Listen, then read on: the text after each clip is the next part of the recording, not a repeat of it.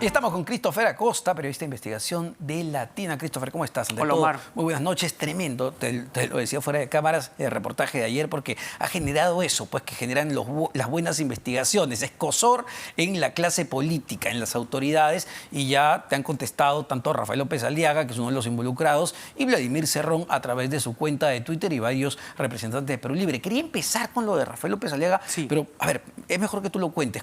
Ponnos en contexto, porque es importante el tema del financiamiento a los partidos políticos y cómo esa plata, que hay que aclarar desde todos los peruanos, se está usando. Correcto. Omar, gracias por la invitación. Primero, yo creo que un logro del reportaje es hacer que la gente empiece a hablar de este tema, ¿no? Yo creo que la ciudadanía o no conocía o conocían muy pocos que el Estado financia la vida institucional de los partidos políticos desde el año 2017 y que los partidos, siendo que son receptores de recursos públicos, están obligados a usarlos bien, ¿no? Hay una norma que cumplir, hay formatos de rendición y lo que ha hecho la Unidad de Investigación de Latina es, usando el acceso a la información pública, en los últimos casi 3 meses, conseguir todas estas rendiciones de los partidos para revisar las cuentas. Y hablando en efecto de Rafael López Aliaga, él ha salido a decir que los gastos de su partido no son ilegales, lo cual es cierto. El reportaje no afirma en ningún momento que son gastos de tipo ilegal, ¿no? Sin embargo, sí consideramos como periodistas que siendo que los fondos son de origen público, la gente tiene que conocer cómo se están gastando. Y el reportaje ayuda a contarle a la gente sobre las consultorías, los media training y coaching y a manos de quién van a parar, que es el entorno más cercano del candidato, ¿no? Llama la atención sobre todo, porque hay 2 puntos en el de López Aliaga, ¿no? En Renovación Popular, pero llama la atención el aporte que se da al productor del programa de Andrés Hurtado, que tiene su programa en Canal 5, en Panamericana, y anotas muy bien, ¿no? Donde justamente van los candidatos de renovación. Entonces ya de por sí eso te prende ciertas alarmas. Claro que sí, son 207.000 soles por un servicio de 2 meses de media training para el señor José Malpartida, a quien nosotros no teníamos mapeado, pero buscando, indagando quién era este personaje, dimos con que es productor del programa de Andrés Hurtado. Y en efecto, es público, que es un espacio que lo tiene constantemente a él y a sus candidatos, pero hay además un muy buen reportaje de La Encerrona, que ha dado cuenta que principalmente este espacio entrevista a candidatos de Renovación Popular. Entonces, escuché al señor López Aliaga en una entrevista en Panorama decir que lo ha contratado porque es su amigo, que lo conoce hace como 10 años. Y acá hay otro nivel, en todo caso, de pregunta. ¿Estos gastos están para entregárselos a los amigos o es que en verdad deberían contratarse servicios profesionales, que en el mercado hay muchos, para que finalmente los beneficiados sean los militantes del partido, ¿no? Ahora, ¿quién fiscaliza o quién debería fiscalizar que la plata que entrega justamente las autoridades a los partidos políticos, que es plata que debería ir a fortalecer justamente la institucionalidad de la clase política de nuestro país, cómo se usa, ¿no? ¿Quién fiscaliza el uso de ese dinero? Tanto la entrega como la supervisión está a cargo de la OMPE, ¿no? La OMPE tiene una fórmula que también está en la norma, que te dice que mientras mayor número de congresistas, de escaños consigue un partido en el Congreso, mayor es el dinero que te toca de recursos públicos como partido, ¿no? Si tienes 30 congresistas, te tocará mucho más que si tienes una bancada de 5 congresistas. Esta fórmula está establecida en la ley y te calculan un presupuesto por 5 años que se te va entregando de manera semestral. Los partidos también están obligados a rendirlo semestralmente. El reportaje que hemos visto ayer domingo en Punto Final con Mónica Delta da cuenta de los reportes de primer semestre de este año, de enero a junio, cómo han gastado los partidos políticos este dinero. Ahora, hay un poco de confusión sobre si esta plata es para la campaña. No es para la campaña. Ajá. Estas son cosas totalmente diferentes. Este dinero va a financiar la vida institucional política de los partidos. No es dinero que está pensado para alimentar las finanzas de una campaña electoral. Es decir, cuando se entrega, por ejemplo, a el productor de Andrés Hurtado o cuando se entrega a Julio Gagó, ¿se está haciendo un mal uso de esos recursos? Lo que pasa es que el formulario que ha llenado en este caso Renovación Popular es muy básico, ¿no? Aparece en la línea servicio de coaching del señor Julio, para el señor Julio Gagó. No se nos dice, y he tenido la oportunidad de preguntarle al señor Gagó, no quiso hablar con nosotros, que nos dé más detalles de ese servicio. ¿Eso tiene entregables, tiene informes? ¿En qué consiste el coaching? ¿Es solamente para el candidato provincial o también para los distritales? No lo sabemos. Haría bien el señor López Aliaga en aclarar esas preguntas, como también en qué consta realmente el servicio del productor del programa del señor Chibolín. Entonces, Entiendo que esto ha podido causar malestar, por supuesto, en este sector político, pero lo ha causado también, como tú has dicho al inicio, en el otro espectro político que es la izquierda, Pero ¿no? antes Señor de Vladimir Cerrón. Así es, antes de pasar a Vladimir, quería terminar con Rafael López Aliaga por la respuesta, además, llena de calificativos, agravios que lanza hacia tu persona, ¿no? Y claro, en el reportaje se ve que tú intentas constantemente conversar con Rafael López Aliaga, intentas conversar con Julio Gagó, y no quieren hablar, y van al insulto. ¿Cómo toma un periodista curtido de investigación una respuesta de ese tipo? Mira, no es la primera vez que un político poderoso y millonario se ha ido contra mí por mi trabajo periodístico, no es nuevo para mí, lo tomo deportivamente.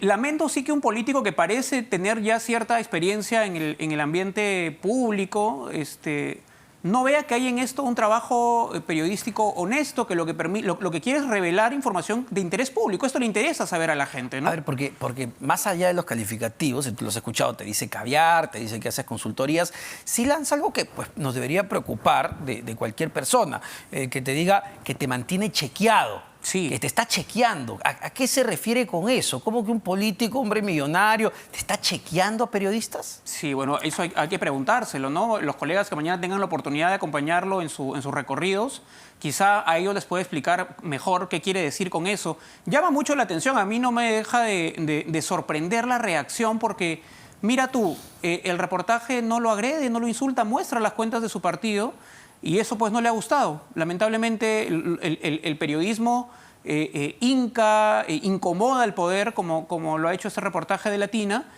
pero no acabo de comprender la sobrereacción que ha tenido el señor López Aliaga con este tema. Ahora, pero también ha reaccionado mal, como tú bien decías, del otro lado, ¿no? Vladimir Cerrón usó su cuenta de Twitter para atacar nuevamente a los medios de comunicación. Conversábamos con Jaime Quito hace un momento y también nos dicen, ¿por qué solo Perú Libre? ¿Por qué solo Perú Libre?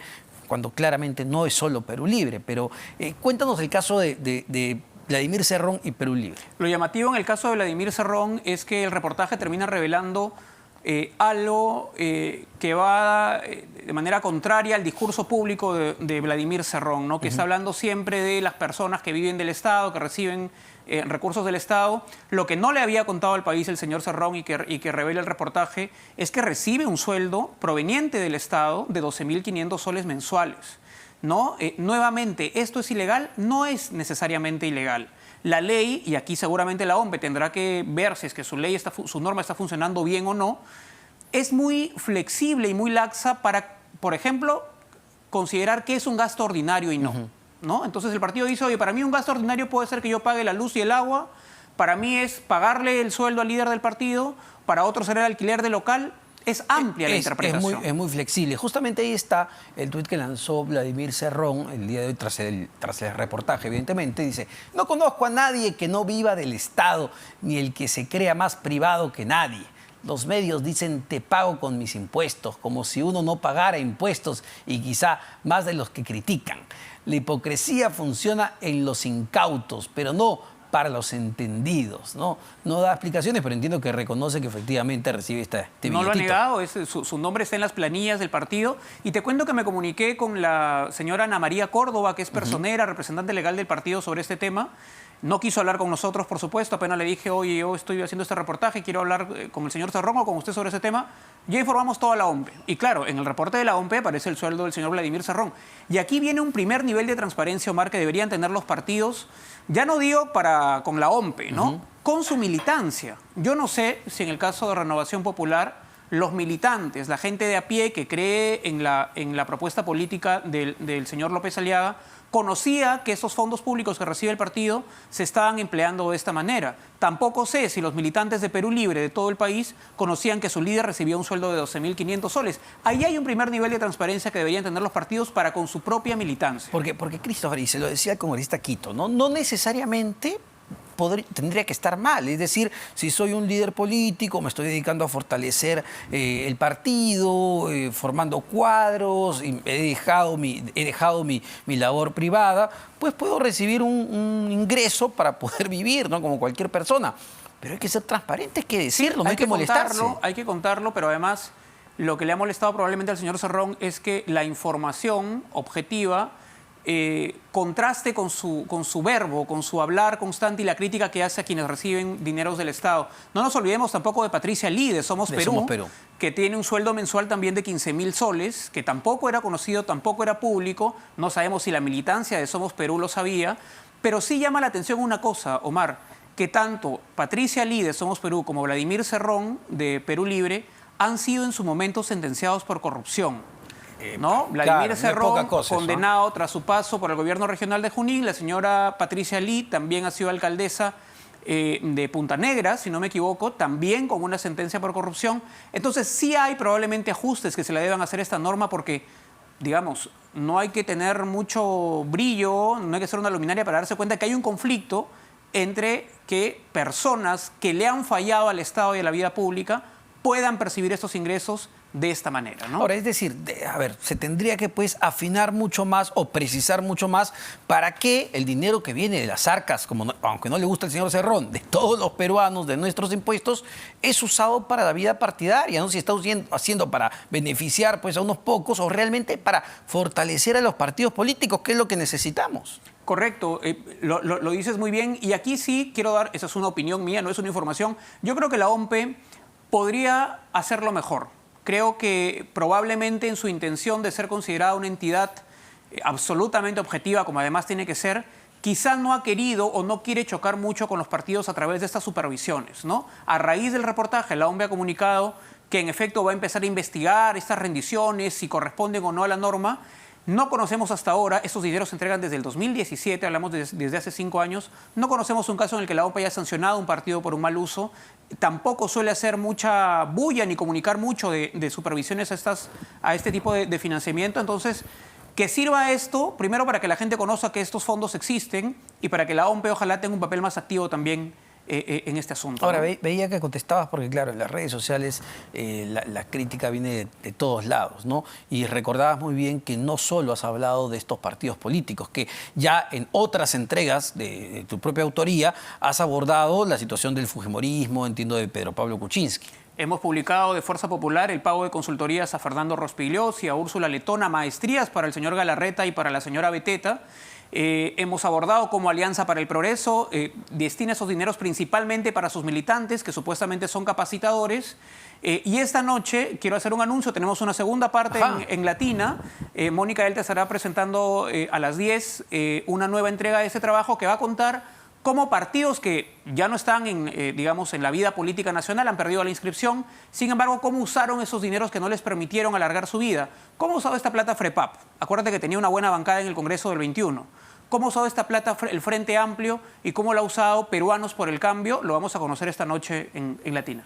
Christopher, aprovechando y cambiando un poco de tema, dado que no hemos podido conversar al respecto, a partir del audio que sacó Epicentro TV de la reunión que tenía César Acuña con su bancada, tú has escrito este tremendo libro, Plata como cancha, y recopilas exactamente quién es el personaje y el político César Acuña. Al escuchar este audio, ¿te sorprendió? ¿Qué reacción tuviste? No me sorprendió porque, digamos, creo que conozco bastante bien al personaje, pero sí creo que ha sido muy válido que la gente conozca de propia boca del personaje un poco cómo es su estructura mental respecto a cómo funciona lo público y lo privado, ¿no? Yo creo que es un político que los problemas más grandes que ha tenido han estado siempre relacionados a mezclar lo público y lo privado. Probablemente no sabe separar, ¿no?, los beneficios personales de los públicos, porque en el audio escuchamos que habla de beneficiarse intentando que el Congreso apruebe el distrito de Alto Trujillo, ¿no? Para mí ha sido como una raya más al tigre para el personaje y en efecto, en Plata como cancha, en el libro que mencionas, que publiqué el año pasado, hay una serie de situaciones donde el patrón es exactamente lo mismo, ¿no? El tema de estando en la vida pública, ver cómo puedo sacar provecho o ventaja de esto para un beneficio político personal. Muchísimas gracias, Christopher, por estar con nosotros. Christopher Acosta, periodista de investigación de Latina. Así que estamos a la expectativa de esta segunda entrega, Christopher. Nos vamos a una pausa. Venimos para hablar de un tema que genera también muchísima preocupación, no solo por la designación de la nueva cabeza de Pronavec, este programa que da becas a los jóvenes de menos recursos y muy calificados además, sino porque en sí, en el fondo del asunto, se va a reducir a la quinta parte las becas que se van a entregar el próximo año. Venimos para conversar sobre ese tema.